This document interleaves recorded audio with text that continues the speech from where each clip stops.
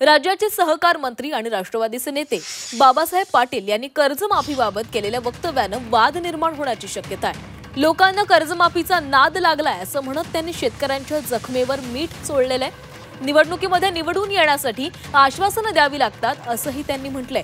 कर्जमाफी हा शेतकऱ्यांसाठी एक महत्त्वाचा आणि संवेदनशील मुद्दा आहे। नैसर्गिक आपत्ती आणि इतर कारणांमुळे संकटात सापडलेल्या शेतकऱ्यांना कर्जमाफीमुळे दिलासा मिळतो। मात्र अशा वक्तव्यांमुळे शेतकऱ्यांमध्ये नाराजी पसरलेली आहे। याआधी अजित पवारांच्या पक्षाचे नेते आणि माजी कृषी मंत्री माणिकराव कोकाटे यांनी शेतकऱ्यांबाबत वादग्रस्त वक्तव्य केलेली होती, त्यामुळे त्यांना कृषी मंत्री पदही गमवावं लागलं। आता बाबासाहेब पाटील यांच्या विधानानं विरोधकांना सत्ताधाऱ्यांना घेरण्याची संधी मिळाली आहे।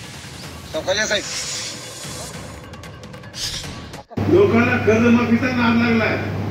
आम्हाला निवडून यायचे पण तुम्हाला काहीतरी निवडणुकीत आश्वासन देतो। लोकांनी ठरवायला पाहिजे अगोदर काय मागायचे।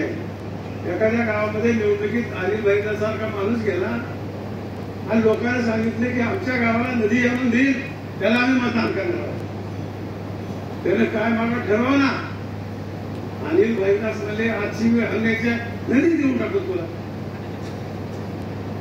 म्हणून मित्रांनो, मागणाऱ्यांनी काय मागावं ते ठरवा। निवडणुकीत आम्हाला निवडून यायचे म्हणून आम्ही देखील आश्वासन देतो।